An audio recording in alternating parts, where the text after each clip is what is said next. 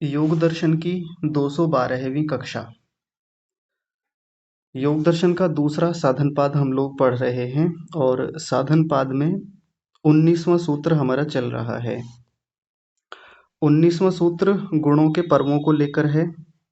सत्वगुण, रजोगुण और तमोगुण, ये तीन जो गुण हैं इनके 4 पर्व होते हैं, 4 विभाग होते हैं। पहला विशेष, दूसरा अविशेष, तीसरा लिंग मात्र और चौथा अलिंग। तो इनकी कुछ चर्चाएं हमारी पीछे हुई, लगभग आधा व्यास भाष्य हमने देख लिया था। यदि किसी का अभी भी कोई प्रश्न बचा हो तो पूछ सकते हैं, नहीं तो फिर आगे बढ़ेंगे। आस्था माता जी, आप कुछ कह रहे हैं?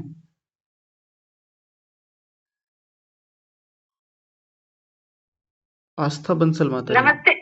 नमस्ते आचार्य जी। नमस्ते जी। मैं ये पूछ रही हूँ, सृष्टि रचना के बारे में कुछ मेरी जिज्ञासा है, बच्चों वाली, हाँ जी, वो रह गई है। जी। तो यदि बाद में यदि कोई ऐसे सूत्र आए तो बाद में समझा दीजिएगा, नहीं तो जैसे कि पहले एक समाधि पाद का 45वां आया था ना, सूक्ष्म विषयत्वम च अलिंगम पर्यावसानम। हाँ जी, तो ऐसे है ना, तो कुछ मेरी जिज्ञासा रह गई है, तो पूछ सकती हूँ अभी कि बाद में और सूत्र आएंगे? आप रखिए, प्रश्न देख लेंगे। अच्छा, जैसे कि इसमें तो ये समझ में आ गया कि इसमें और जो भी 19वां है वो दोनों को मिलाकर के समझ में आ गया कि पदार्थों की जो सूक्ष्मता है उसका अंतिम छोर अलिंग पर्यंत, मतलब प्रकृति तक है, तीनों गुणों तक। हाँ जैसे जी, सारी प्रकृति बनी, लास्ट में फिर जीव जंतु और मनुष्य बने, और जब प्रलय होगा तब सारे सबसे पहले मनुष्य खत्म होगा, फिर ये सब चीजें सब तीनों गुणों में चली जाएंगी।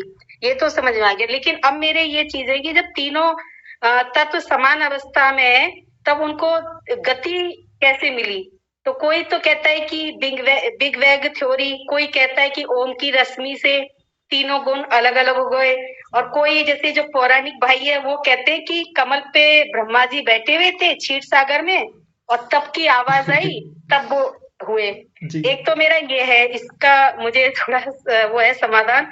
एक दूसरा है कि अहंकार, अहंकार भी तीनों तीनों गुण अहंकार में कहते हैं कि तीनों गुण होते हैं। सात्विक अहंकार होता है, राजसिक अहंकार होता है, तामसिक, ये ऐसे अहंकार कई लोग बोलते हैं। तो यदि तीनों यदि इसमें है तो हमारी कौन कौन सी इंद्रियां कौन कौन से गुण से बनी है? तो जैसे मैं थोड़ा सा ऐसे दिमाग लगाती हूँ कि शायद हो सकता है ज्ञानेंद्रिया सत्वरज से बनी हो, सत्व गुण से बनी हो। जी, तो एक है ना, दूसरा तो ये है, और जो तीसरा है कि प्रकृति की उत्पत्ति की प्रक्रिया में ये तो मतलब अच्छे से समझ में आ गया जो आपने बताया ना कि पंचभूत ये सब बने, आकाश। लेकिन जो आकाश ये सब चीज बन के पंचभूत के जो लक्षण बताए आपने, स्थूल पंचभूत के बताए कि आकाश का शब्द, आकाश का जो लक्षण है वो शब्द है ना, और जो वायु का है वो स्पर्श है। तो कई लोग जैसे इसको ऐसे भी बोलते हैं कि विकार, कि आकाश का जो लक्षण है वो शब्द है, अब शब्द में उसमें विकार आ गया तो जो वायु का स्पर्श है उसमें दो चीजें आ गई।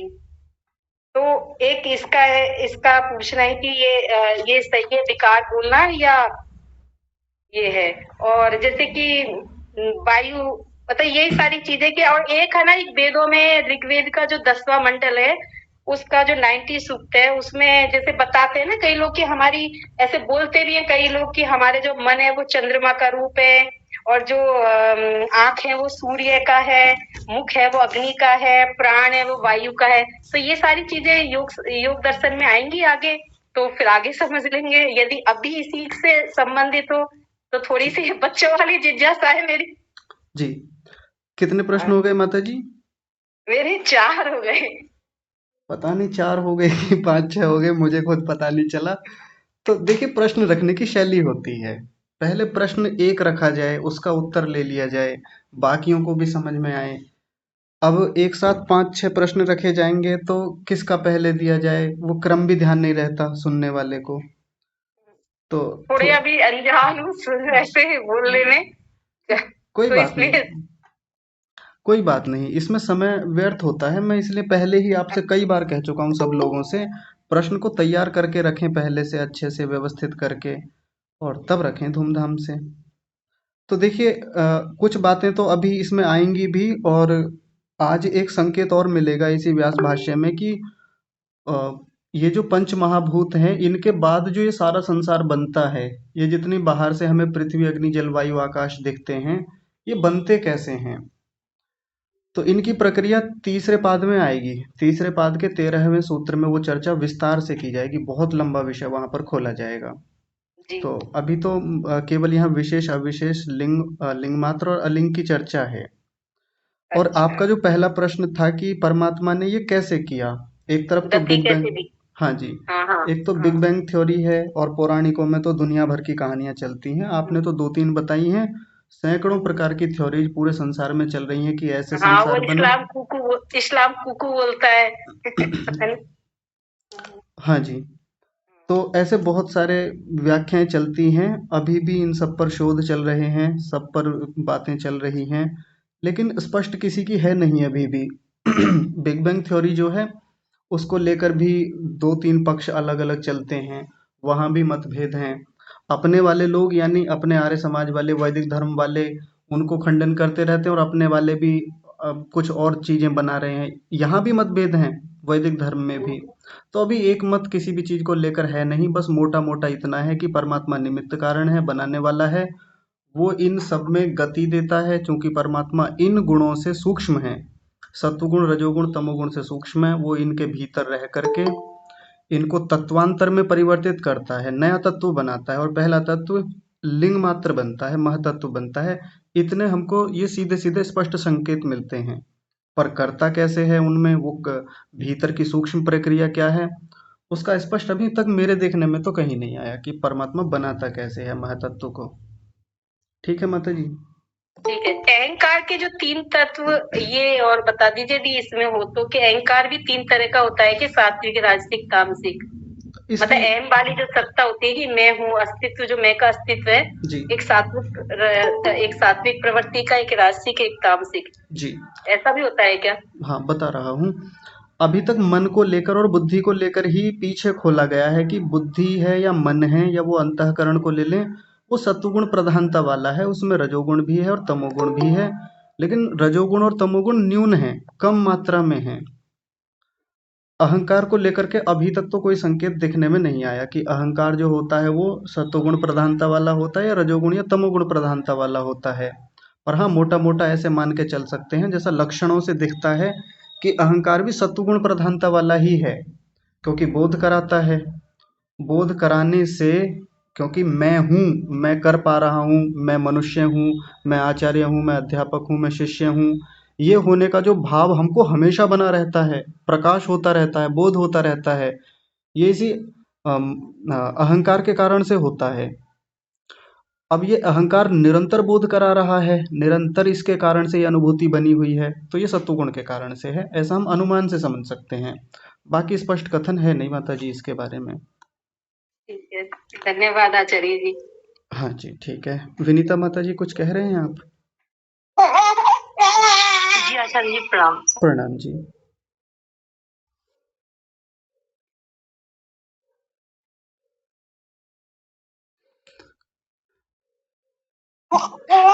हाँ आचार्य जी, जी सॉरी फॉर डिस्टर्बेंस आचार्य जी। जी बोलिए। मुझे एक क्वेश्चन था मेरा कि जैसे उन्होंने पुष्प में पंचमहाभूत तत्वों को देखा था उस दिन, जी कि कैसे देखना, किसी तत्व, किसी चीज विशेष में हमको कैसे देखना पंचमहाभूत तत्वों को, उसी तरह से मुझे जानना है कि पर्वत में या सूर्य में पंचमहाभूत तत्वों में को कैसे देखें। उसमें शब्द पर्वत में समझ में नहीं आया मुझे, पर्वत ना में, ही समझ में आया। जी जी। पर्वत में तो नहीं, पर्वत का एक टुकड़ा ले लें यानी एक पत्थर ले लें, और पत्थर जब टकराते हैं तो शब्द तो उत्पन्न होता है वहां से भी, ऐसे समझ सकते हैं। और रस इसमें तो नहीं समझ में आ रहा आचार्य जी। रस, हाँ, रस सीधे सीधे नहीं दिखता सब वस्तुओं में, लेकिन उसमें जल तत्व तो होता ही है, ऐसा हम समझ सकते हैं। जैसे ठोस, मतलब देखने, हाँ जी, हाँ बोलिए। तो देखने के तरीके में क्या ये पांचों चीजें ना मिले तो भी हम समझ लें कि हाँ इसमें पांचों वर्तमान है? हाँ जी बिल्कुल हैं। जैसे कई बार ऐसा देखने में आता है कि कुछ वस्तुएं जलती हैं तो जलने पर उनमें से वाष्प निकलती है, वैसे सीधे सीधे उसमें जल तत्व नहीं दिखता हमको, लेकिन जलाने पर जब उसमें से वाष्प निकलती है तो उससे प्रकट होता है कि उसमें जल तत्व तो है। ऐसे समझ सकते हैं। जी जी हाँ जी, जी। धन्यवाद आचार्य जी। जैसे लोहे का एक टुकड़ा ले लें, मान लीजिए मेरे पास लोहे की एक गोली है, अब कोई कहे इसमें जल तत्व है, तो सीधे सीधे तो दिखेगा भी नहीं और हमें पता भी नहीं चलता। लेकिन जब उसको हाई टेम्परेचर पर गलाया जाता है तो गलने पर एक द्रव की आकृति उसमें बनती है, यानी द्रव में परिणत होता दिखता है हमको, लिक्विड फॉर्म में आता है, बन गया द्रव जैसा, यानी एक उसमें जल तत्व जैसा फिर स्पष्ट हमको प्रतीत होता है। ऐसे कांच को ले लें, कोई कहे कि कांच तो ठोस है, इसमें कहाँ ऐसा जल तत्व दिखता है, दिखेगा भी नहीं, कितना भी उसको छू कर देख लें, कैसे भी देख लें। जैसा वास्तव में जल या कोई लिक्विड होता है, कोई तेल है, दूध है, उसमें तो जल तत्व की मात्रा ज़्यादा है इसलिए दिख जाता है। कांच में कैसे दिखेगा? तो ऐसे ही दिख जाएगा जब उसको अग्नि के संपर्क में ले जाएंगे, वही एक हाईली टेम्परेचर में उसको ला करके रखेंगे तो वो भी पिघलता है, उसमें से भी द्रव जैसा फिर दिखता है हमको। ठीक है माता जी। जी आचार्य जी, जी थैंक यू आचार्य जी। हाँ जी, चलिए। जी, प्रतिभा सिंह जी आप बताइए। जी प्रणाम आचार्य जी। प्रणाम ये जी। अभी जो गीता जी ने प्रश्न पूछा था उसी से संबंधित है। जी। जैसे पर्वत का टुकड़ा आपने कहा, तो यहाँ रस से हम तात्पर्य स्वाद ले सकते हैं? जैसे हर चीज का एक टेस्ट होता है, बच्चे खाते हैं ना, पत्थर उठा के चूसते हैं, तो कोई स्वाद या टेस्ट को भी हम रस बोल सकते हैं? नहीं, ये रस वो जल तत्व के लक्षण के संदर्भ में है, वो टेस्ट वाला नहीं। अच्छा, हाँ जी। धन्यवाद।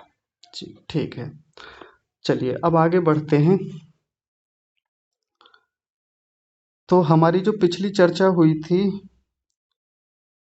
वो कहाँ तक हुई थी कि सृष्टि बनती है तो कहाँ से शुरू होती है? मूल प्रकृति से।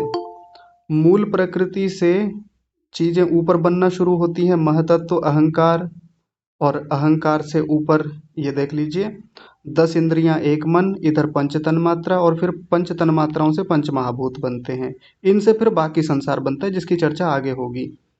10 इंद्रियों और एक मन से कुछ नहीं बनता। तो हमारी जो चर्चा समाप्त हुई थी वो इस रूप में हुई थी कि इनका प्रतिसंसृज्य भी होता है, यानी इनकी प्रतिप्रसव भी होता है, प्रलय भी होता है।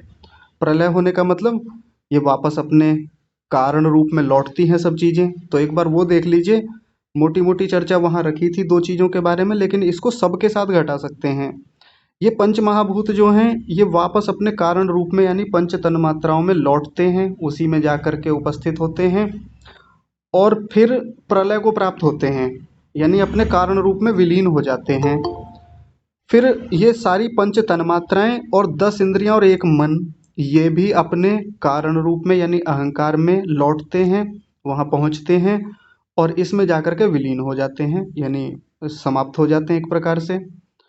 अहंकार जो है वो अपने कारण रूप में यानी महतत्व में लौटता है, वापस आता है उसमें, उसी में अवस्था है, उसी में अवस्थित होकर के ये भी प्रलय को प्राप्त होता है, यानी इसका एक पूरा क्रम है विधिवत।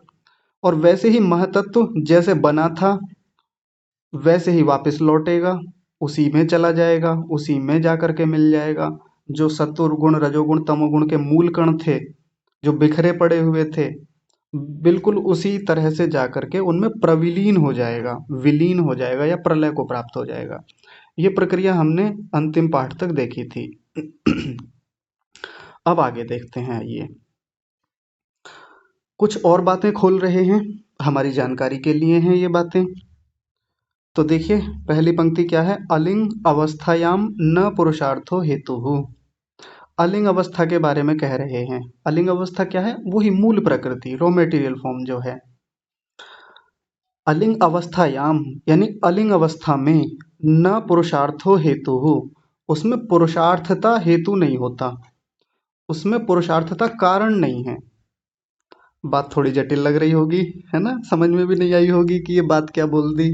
वाक्य की संरचना तो सरल है एकदम दिखने में, लेकिन सिद्धांत बहुत कठिन है इसके पीछे का, वो समझते हैं। आइए सरल भाषा में कर लेते हैं। अलिंग अवस्था में, अलिंग अवस्था कौन सी? वो मूल प्रकृति जो है जिससे अभी कुछ बना भी नहीं है, अभी एकदम अपने रॉ मेटीरियल फॉर्म में है, यानी उसके सूक्ष्म प्रकृति के जो मूल कण हैं सत्व रजस और तमस वो बिखरे पड़े हुए हैं।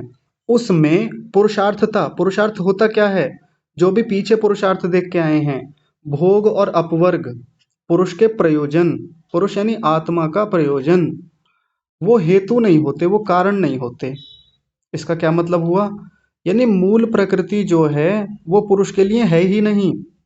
कोई कहे कि परमात्मा ने मूल प्रकृति बना दी, तो नहीं, परमात्मा ने नहीं बनाई मूल प्रकृति, वो नित्य है, वो सदा से है। और एक बहुत बड़ा सिद्धांत दे दिया यहीं से हमको। कोई कहे कि परमात्मा ने अपने भीतर से प्रकट कर दी मूल प्रकृति, परमात्मा ने बाकी संसार तो बनाया मूल प्रकृति को लेकर के, वो पुरुष के लिए बनाया, पुरुष के प्रयोजन को सिद्ध करने के लिए बनाया।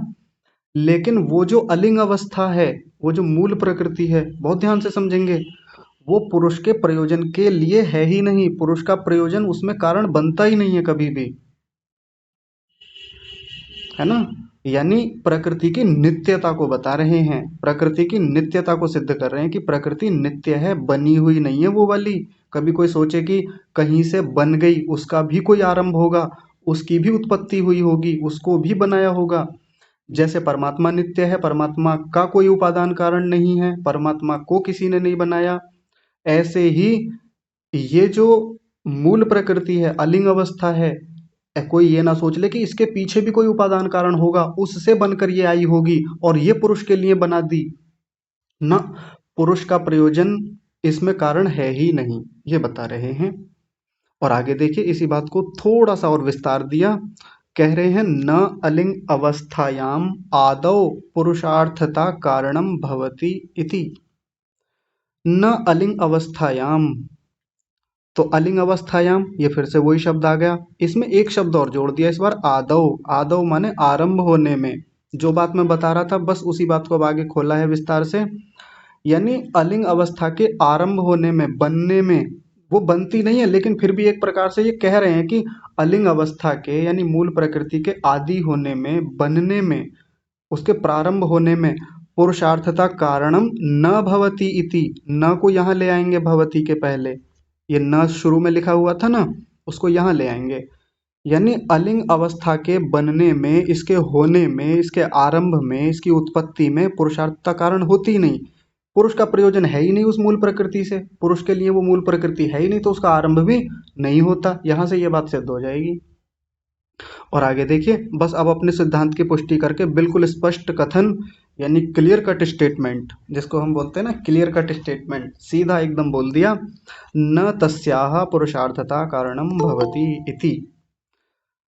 तस्याह, तस्याह यानी उसका, उसका किसका, या उसमें, अलिंग अवस्था में पुरुषार्थता कारणम न भवति, उस मूल प्रकृति में पुरुषार्थता कभी कारण होती ही नहीं। बस वही बात को आगे अपने एक स्पष्ट कथन के रूप में कह दिया। अब आगे देखिए, आगे क्या कह रहे हैं, न असौ पुरुषार्थ कृते इति नित्य आख्यायते। असौ, असौ को अलग करेंगे, न को अलग करेंगे, न जमा असौ, नासौ बन गया ये। असौ, असौ किसके लिए कह रहे हैं, उसी मूल प्रकृति के लिए, उसी अलिंग अवस्था के लिए। असौ यानी ये जो मूल प्रकृति है, ये पुरुष के लिए बनी है, पुरुष के लिए नहीं बनी है, न लगा हुआ है ना, यह पुरुष के लिए कृत बनी है, या न कृत नहीं बनी है। फिर से समझिए थोड़ा सरलता से, असौ यानी यह प्रकृति पुरुषार्थ पुरुष के लिए न कृत नहीं बनी है, इति इसलिए नित्य आख्यायते, इसलिए इसको नित्य कहा जाता है। ये पुरुष के लिए नहीं बनी है, इसलिए इसको नित्य कहा जाता है। आइए यहाँ एक बार चित्र में थोड़ा सा स्पष्ट कर लेते हैं बात को। ये रही मूल प्रकृति, ये किसी के लिए नहीं बनी, ये पहले से है, हमेशा से है, किसी ने बनाया नहीं। हाँ, इससे बाकी जितनी ये वस्तुएं हमको दिख रही हैं, ये सारी, जिसमें पंच महाभूत हैं, पंच तन मात्राएं हैं, 10 इंद्रियां हैं, एक मन है, अहंकार है, महतत्व है, ये सब तो पुरुष के लिए बने हैं, ये सब तो पुरुष का प्रयोजन सिद्ध होता है इनसे, इन सब में पुरुष का प्रयोजन है, कारण है। यानी ये पुरुष के भोग और अपवर्ग के लिए सारी चीजें बनाई, लेकिन ये बनी ही नहीं, ये चूंकि इसका निर्माण ही नहीं हुआ कहीं से, किसी से ये बनी ही नहीं, उत्पत्ति नहीं हुई इसकी, तो ये कैसी हो गई, नित्य हो गई। अगर मान लीजिए ये भी पुरुष के लिए बनाई गई होती, इसको भी कह देते कि हाँ इसके बनने में भी पुरुष का प्रयोजन सिद्ध होना है, आत्मा का प्रयोजन सिद्ध होना है, आत्मा का कल्याण होना है, तो फिर ये बनी हुई मान ली जाती, अनित्य हो जाती। और फिर इसका भी कोई और कारण होता पीछे, जबकि ऐसा दिखने में नहीं आता, कहीं हमने सुना भी नहीं, कहीं शास्त्रों में भी ऐसा कोई वर्णन नहीं दिखता। जबकि ऊपर ऊपर की जितनी चीजें दिख रही हैं हमको, ये सारे के सारे जो तत्व दिख रहे हैं, ये कैसे हैं? ये बनते हैं, बनने के बाद फिर बिगड़ जाते हैं। कैसे हो गए फिर? ये जो चीजें बनती हैं और बिगड़ जाती हैं वो अनित्य होती हैं, वो सब चीजें नित्य नहीं होती। तो बात समझ में आ गई ना? क्योंकि वो पुरुष के लिए बनाई गई हैं इसलिए वो अनित्य हैं, और ये मूल प्रकृति बनती नहीं है इसलिए ये नित्य है। इसको नित्य कहा जाता है, आख्यायते कहा जाता है। आगे देखिए। हाँ, एक और उदाहरण से बात को समझ लेते हैं। जैसे मान लीजिए मुझे पानी पीना है, पानी रखना है, पानी का धारण करना है, पानी रखने के लिए मुझे पात्र चाहिए, तो मैं क्या करता हूँ? मैं घड़ा बनाता हूँ मिट्टी से। तो मिट्टी से वो प्रयोजन सिद्ध नहीं होगा। कौन सा प्रयोजन? मेरा प्रयोजन क्या है कि मैं पानी पीऊं, पानी को धारण करूं, पानी रखने के लिए कोई ऐसी वस्तु मुझे मिले। वो प्रयोजन किससे सिद्ध होता है? वो घड़े से सिद्ध होता है। तो जो मिट्टी है वो मेरे प्रयोजन को सिद्ध नहीं करती, तो उसको मैं अलग कर दूंगा, क्योंकि वो बनी ही नहीं है। वैसे देखेंगे, अलग से देखेंगे, उदाहरण से अलग जाके देखेंगे तो मिट्टी भी किसी ना किसी चीज से बनी है। लेकिन यहाँ यदि देखेंगे मेरा प्रयोजन घड़े से सिद्ध हो रहा है, इसलिए घड़े में मेरा प्रयोजन कारण बनता है, मिट्टी में वो प्रयोजन बनेगा ही नहीं, मिट्टी से मेरा प्रयोजन पूरा होता ही नहीं। वैसे ही यहाँ मूल प्रकृति से कुछ बना ही नहीं मेरे लिए, उनसे मेरा कुछ भला हो ही नहीं रहा, मूल प्रकृति से, सीधे सीधे मूल प्रकृति से। तो मूल प्रकृति में आत्मा का प्रयोजन कारण होगा ही नहीं। आगे देखिए। त्रयाणाम तु अवस्था विशेषाणाम, ये गलत लिख गया शायद। हाँ, ये गलत लिख दिया। विशेषाणाम, दोनों जगह आ की मात्रा छूट गई। विशेषाणाम, यहाँ भी आ की मात्रा आएगी, यहाँ भी आ की मात्रा आएगी, आप ठीक कर लीजिएगा। त्रयाणाम तु अवस्था विशेषाणाम आदौ पुरुषार्थता कारणम भवति। त्रयाणाम, तीनों में। किन तीनों में? तु अवस्था विशेषाणाम, ये अविशेषों के लिए तनिक रुकिए।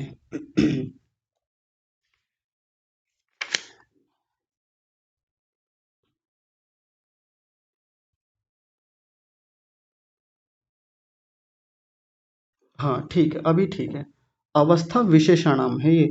त्रयाणाम तु अवस्था विशेषाणाम, ये जो तीन जो अवस्था विशेष बताई गई, उनमें पुरुषार्थता कारणम भवति, उन तीनों में पुरुषार्थता तो कारण है। फिर से देख लीजिए। त्रयाणाम यानी उन तीनों में किन में? अवस्था विशेषाणाम आदौ, उन अवस्था विशेषों के आदि में, आदि यानी आरंभ होने में, आदि का मतलब होता है बनने में, उत्पत्ति होने में, पुरुषार्थता कारणम भवति, उन तीनों अवस्थाओं के बनने में पुरुषार्थता कारण होती है, यानी पुरुष का प्रयोजन सिद्ध होता है। कौन सी तीनों अवस्थाएं? तो ये जो ऊपर बताई गई थी, यहाँ इस चित्र में जो हमने देखी थी, विशेष अवस्था, अविशेष अवस्था और लिंग अवस्था, ये तीनों अवस्था विशेष हैं। ये तीनों पुरुष के प्रयोजन को सिद्ध करती हैं, पुरुष के प्रयोजन को बताती हैं, इसलिए पुरुष का प्रयोजन इनमें कारण बनता है, अलिंग में नहीं बनता, क्योंकि इससे हमारा प्रयोजन सीधे सीधे सिद्ध नहीं होता। तो वहीं आ जाइए। त्रयाणाम तु अवस्था विशेषाणाम आदौ पुरुषार्थता कारणम भवति। आगे देखेंगे। स च अर्थो, स च अर्थो हेतु निमित्तम कारणम भवति इति। स माने वह, च माने और, अर्थ, अर्थ माने वही पुरुष प्रयोजन, पुरुष का जो प्रयोजन है, जिस अर्थ की बात की जा रही है, सह अर्थ, वह जो पुरुष का प्रयोजन है, हेतुर निमित्तम कारणम, वो हेतु होता है। हेतु भवति, निमित्तम भवति, कारणम भवति, हेतु को ही खोल दिया निमित्तम और निमित्तम को ही खोल दिया कारणम, ये तीनों शब्दों का मतलब एक ही है। मैंने पीछे भी बताया था परसों की कक्षा में कि ऋषियों की शैली होती है, एक शब्द जब कोई कठिन शब्द होता है या कोई विशेष शब्द होता है तो उसको खोलने के लिए उसी के जैसे शब्दों को आगे क्रम में वैसा ही लिख देते हैं। हेतु को ही आगे लिख दिया निमित्तम, और निमित्तम को ही आगे लिख दिया कारणम भवति।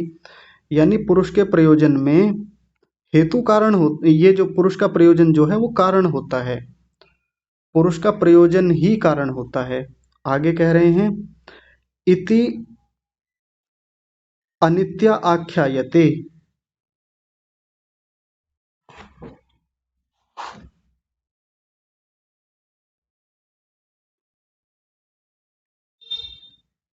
हाँ, इति अनित्य आख्यायते, इसलिए ये तीनों जो हैं, तीनों अवस्थाएं जो लिखी हैं वो कैसी हैं, अनित्य हैं, वो नष्ट हो जाने वाली हैं।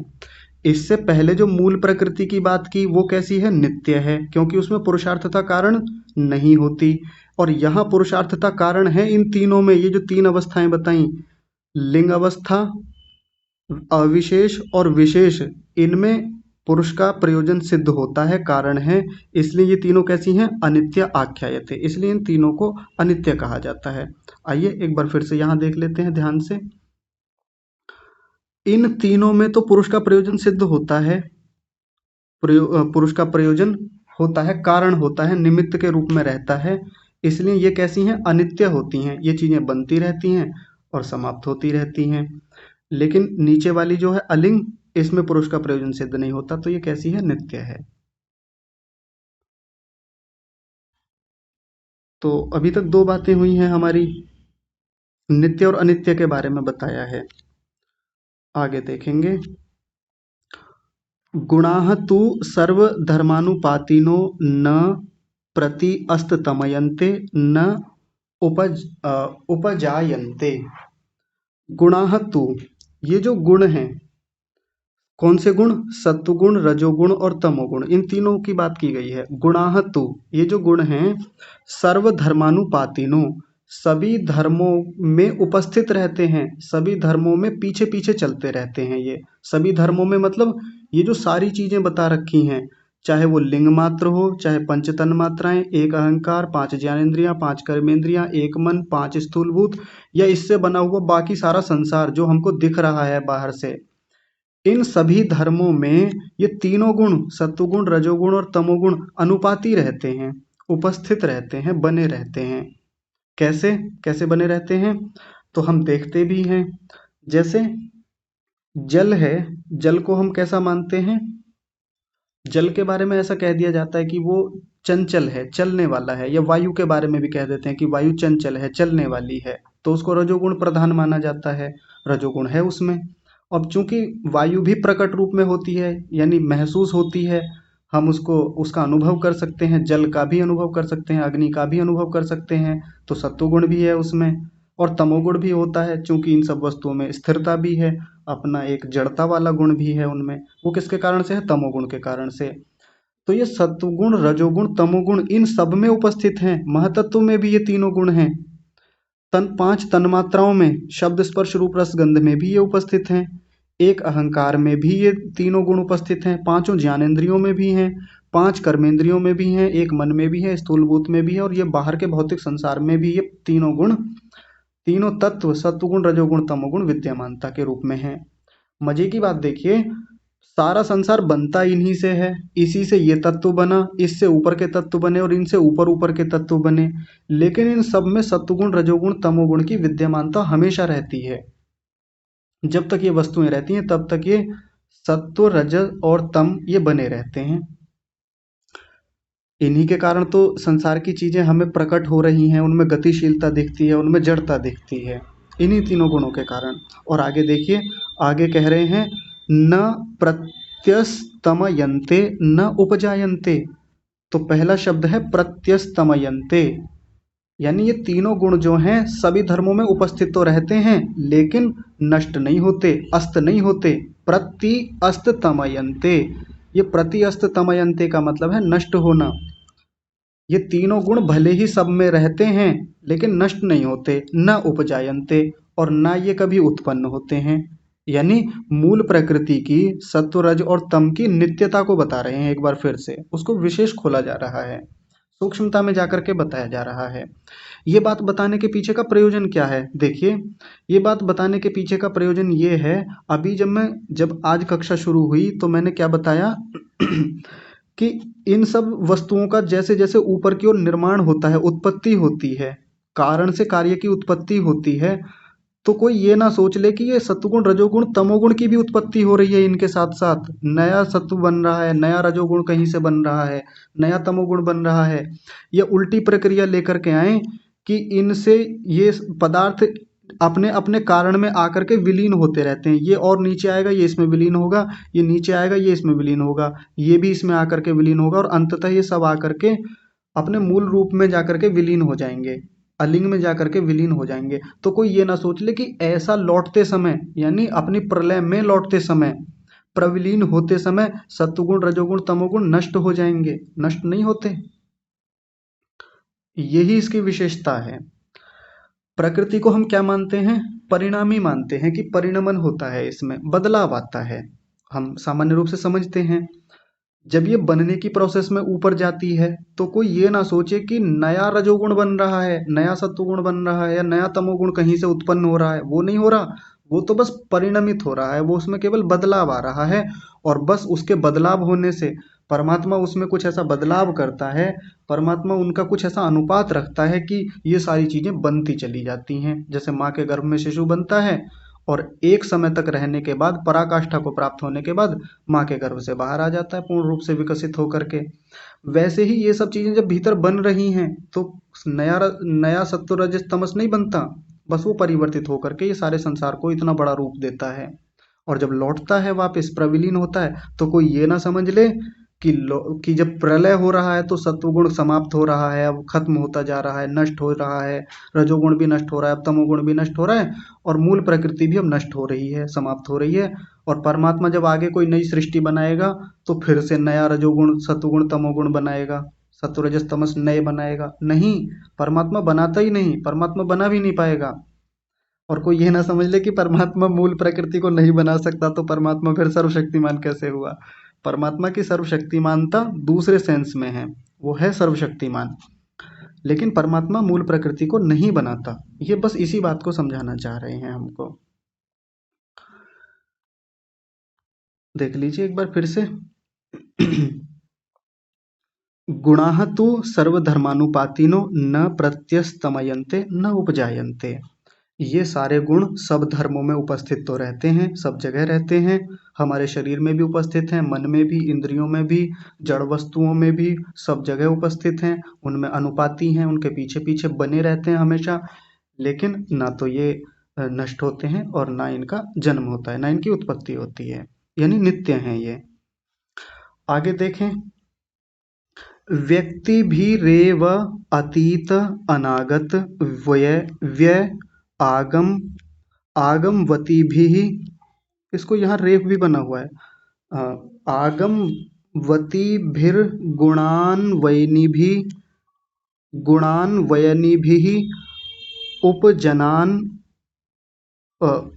उपजन उपजनन अपाय धर्म का इव प्रत्यवभासन्ते। बड़े अजीब शब्द हैं। तो देखिए, एक तो पूरा संधि विच्छेद संधि एक ही कर रखी है इतने बड़े शब्द की। तो व्यक्ति भी रेव, एक बार पहले एक एक शब्द को आराम से देख लीजिए, तब अर्थ समझेंगे ध्यान से। व्यक्ति भी रेव, व्यक्ति भी रेव अतीत, और अतीत के साथ ही जुड़ा हुआ है अनागत, अनागत के आगे है व्यय, व्यय के बाद में है आगमवती भिर, ये एक ही शब्द है आगमवती भिर, और इसके बाद है गुणान, और इसको और आगे और आगे बढ़ा लें तो इसी शब्द का पूरा रूप है गुणान्वयनी भिर, ये पूरा एक है गुणान्वयनी भिर। और इसी के साथ है उपजनन, उपजनन, और इसी के साथ एक और शब्द है अपाय। और यदि इन सबको एक साथ ले लें तो क्या बनेगा? उपजनन अपाय धर्म का इव प्रत्यय प्रत्यवभासन्ते, ये वैसे पूरा एक ही शब्द है, प्रत्यवभासन्ते, प्रतीत होते हैं। तो आइए ऊपर से समझते हैं। व्यक्ति भी रेव, व्यक्ति शब्द यहाँ सभी वस्तुओं के लिए है। व्यक्ति वैसे तो हम क्या सोचते हैं, व्यक्ति तो मनुष्यों को कहा जाता है, एक व्यक्ति आ रहा है, एक व्यक्ति जा रहा है, मनुष्यों के लिए कहा जाता है। लेकिन यहाँ व्यक्ति शब्द शब्द सब वस्तुओं के लिए हैं। क्यों? क्योंकि सारी वस्तुएं अभिव्यक्ति वाली हैं। अभिव्यक्ति शब्द सुना है ना, यानी जो वस्तु प्रकट रूप में हो, जिस वस्तु का लक्षण दिखता हो, प्रकट रूप में हमारे सामने हो, जिसको हम देख सुन महसूस कर पाते हैं, या जिसका अपनी एक सत्ता है, अभिव्यक्ति है, उसका नाम व्यक्ति है। तो यहाँ व्यक्ति शब्द का मतलब वस्तु से है। तो जितनी भी यहाँ व्यक्ति शब्द का मतलब क्या हो गया, वस्तुओं से। तो वो वस्तुएं कैसी हैं, अतीत अनागत। अतीत धर्म वाली हैं और अनागत धर्म वाली हैं। यानी वो वस्तुएं पहले बन चुकी हैं, नष्ट हो चुकी हैं, और अनागत आगे वो बनेंगी भी। व्यय, व्यय का मतलब समाप्त हो चुकी हैं, और आगम यानी आगे, वो वस्तुएं आगे बनेंगी भी, यानी वो आगे वृद्धि को भी प्राप्त होंगी। आगमवती भीर का मतलब है वो वस्तुएं आगे वृद्धि को भी प्राप्त होंगी। जैसे पीछे कितनी संसार में कितनी वस्तुएं बन के समाप्त भी हो गई, और आगे इन्हीं गुणों से वो सब वस्तुएं वृद्धि को भी प्राप्त होंगी, बनती रहेंगी, बढ़ती रहेंगी। ये संसार ऐसे ही बनता चला जाएगा, ये उसके बारे में कह रहे हैं। और आगे कह रहे हैं गुणान वयनी भी, गुण इनमें अनुगत रहते हैं। सारे गुण, तीनों गुण जो हैं, सत्वगुण रजोगुण तमोगुण, जो चर्चा अभी पिछली पंक्ति में आई थी, वो सारे गुण इन वस्तु में उपस्थित रहते हैं। और उपजनान अपाय धर्म का एव प्रत्यभासन्ते, इन सब गुणों के उसमें उपस्थित होने से, जैसे संसार की सभी वस्तुएं जो पहले बन गईं और बिगड़ गईं और आगे भी बनेंगी और वृद्धि को प्राप्त होंगी, इन सब में गुण उपस्थित हैं, सत्वगुण रजोगुण तमोगुण उपस्थित हैं।